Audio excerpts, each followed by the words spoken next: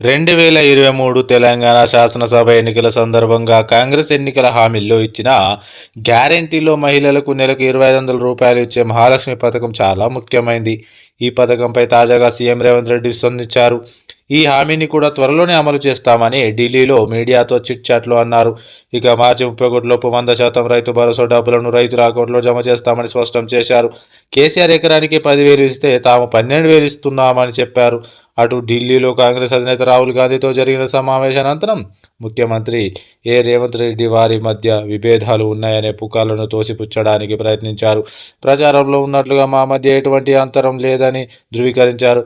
రేవంత్, రాహుల్ మధ్య సంబంధంపై నెలల తరబడి జరిగిన ఊహాగానాల తర్వాత జరిగిన ఎంతో ఆసక్తిగా ఎదురుచూస్తున్న సంభాషణలో విభేదాల భావనను ముఖ్యమంత్రి నిర్ద్వందంగా తోసిపుచ్చారు.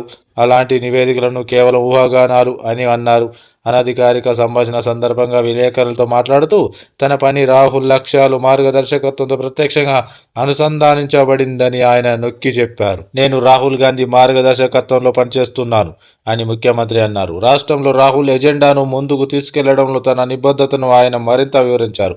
ప్రత్యేకంగా కొనసాగుతున్న కులగణను వారి ఉమ్మడి రాజకీయ దృక్పథంగా పేర్కొన్నారు. రాబోయే బడ్జెట్ సమావేశాల్లో రాష్ట్ర అసెంబ్లీ బీసీలకు 42% రిజర్వేషన్లు కల్పిస్తూ బిల్లును ఆమోదించి పార్లమెంటుకు పంపుతుందని ఆయన చెప్పారు.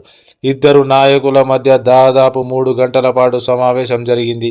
ఈ సందర్భంగా తెలంగాణలో ప్రస్తుతం జరుగుతున్న సామాజిక, ఆర్థిక, విద్య, ఉపాధి, రాజకీయ, కుల సర్వే పురోగతిని సీఎం రాహుల్కు వివరించారు. కులగణన విజయవంతమైందని జరుపుకునే బహిరంగ కార్యక్రమానికి కూడా రాహుల్ను ఆహ్వానించారు. 2025 జనాభా లెక్కలతో పాటు కులగణన నిర్మించాలనే కాంగ్రెస్ డిమాండ్కు మద్దతు కూడగట్టడానికి ఇండియా బ్లాక్లో భాగమైన పార్టీల ముఖ్యమంత్రులతో సమన్వయం చేసుకునే బాధ్యత రేవంత్కు అప్పగించబడిందని తెలుస్తోంది.